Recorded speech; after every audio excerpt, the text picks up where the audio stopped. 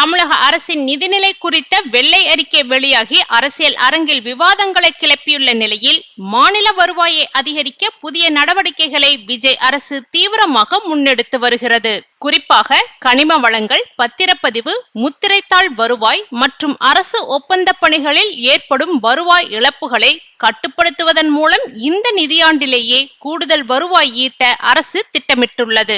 தமிழக அரசின் நிதிநிலை தற்போது கடுமையான சவால்களை சந்தித்து வருகிறது. சமீபத்தில் வெளியிட்ட வெள்ளை அறிக்கையில் மாநில அரசின் நேரடி கடன் ரூ.10 லட்சம் கோடியை எட்டியிருப்பதாக தெரிவிக்கப்பட்டது.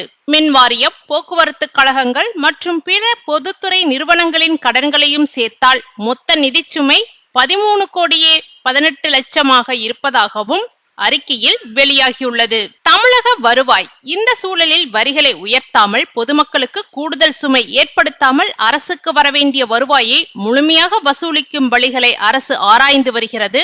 அதில் முக்கியமாக கவனம் செலுத்தப்படும் துறையாக கனிம வளத்துறை பார்க்கப்படுகிறது. தமிழகத்தின் பல மாவட்டங்களில் சுண்ணாம்புக்கல், கிரானைட், இரும்புத்தாது, மேக்னசைட், கிராஃபைட் உள்ளிட்ட பல்வேறு கனிம வளங்கள் அதிக அளவில் உள்ளன. விஜய் அரசு ஆனால் இந்த வளங்களை குத்தகைக்கு விடுவது மற்றும் சுரங்கப் பணிகளை கண்காணிப்பதால் பல ஆண்டுகளாக முறைகேடுகள் நடைபெற்று வந்துள்ளன. அரசுக்கு வரவேண்டிய வருவாயில் ஒரு பகுதி தனியார் தரப்புகளுக்கு சென்று விடுவதாகவும், சில இடங்களில் அனுமதிக்கப்பட்ட அளவை விட அதிகமாக கனிம வளங்கள் எடுக்கப்படுவதாகவும் புகார்கள் உள்ளன. இதனை கட்டுப்படுத்த தொழில்நுட்ப கண்காணிப்பு, ஆன்லைன் அனுமதி முறை மற்றும் நேரடி ஆய்வு முறைகளை கொண்டு வர அரசு திட்டமிட்டுள்ளது. அதேபோல் பத்திரப்பதிவு துறையிலும் வருவாய் இழப்புகளை தடுக்க நடவடிக்கைகள் எடுக்கப்பட்டுள்ளன. சென்னை உள்ளிட்ட புறநகரங்களில் பல கோடி ரூபாய் மதிப்புள்ள சொத்துக்கள் சந்தை மதிப்பை விட குறைந்த மதிப்பில் பதிவு செய்யப்படுவதாக நீண்ட காலமாக குற்றச்சாட்டுகள் எழுந்து வருகின்றன. முத்திரைத்தாள் கட்டணம் இதனால் பதிவு வருவாயில் அரசுக்கு பெரும் இழப்பு ஏற்பட்டுள்ளது. இதை தடுக்கும் வகையில் வழிகாட்டுதல் மதிப்பை மறு ஆய்வு செய்து சந்தை மதிப்புக்கு நெருக்கமாக மற்றும் பணிகள் நடைபெறலாம் என கூறப்படுகிறது. இதனுடன் GST ஆயத்தீர்வை மற்றும் முத்திரைத்தாள் வருவாய் தொடர்பான கண்காணிப்பும் பலப்படுத்தப்பட்டுள்ளது. வரி ஏய்ப்பு மற்றும் குறைவான மதிப்பீடு காரணமாக ஆண்டுதோறும் பல நூறு கோடி ரூபாய் வருவாய் இழப்பு ஏற்படுவதாக அரசு தரப்பில் கண்காணிக்கப்பட்டுள்ளது.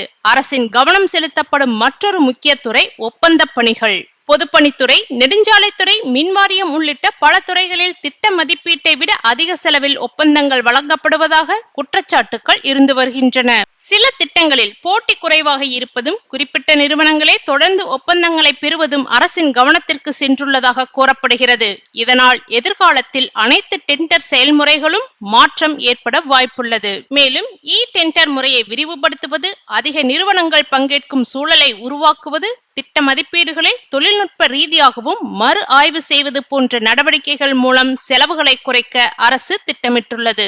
நிதி சவால் இதன் மூலமாக தலைமைச் செயலக வட்டாரங்கள் புதிய வரி விதிப்பது அல்லது கட்டணங்களை உயர்த்துவது என்பதைய தற்போதைய திட்டம் அல்ல. மாறாக ஏற்கனவே அரசுக்கு கிடைக்க வேண்டிய வருவாயை முழுமையாக வசூலிப்பதே முக்கிய நோக்கமாக இருக்கிறது.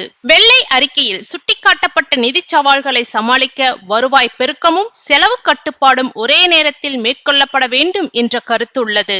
அந்த வகையில் ஊழலை கட்டுப்படுத்தி நிர்வாக வெளிப்படைத்தன்மையை அதிகரித்து வருவாய் கசிவுகளை தடுக்க முடிந்தால் இந்த ஆண்டிலேயே 20,000 கோடி வரை கூடுதல் வருவாய் ஈட்ட முடியும் என்ற நம்பிக்கையில் விஜய் அரசு செயல்பட்டு வருகிறது. வரும் மாதங்களில் தெளிவாக தெரியும் என்கின்றனர் அரசியல் பார்வையாளர்களும் அண்ணாமலையும்.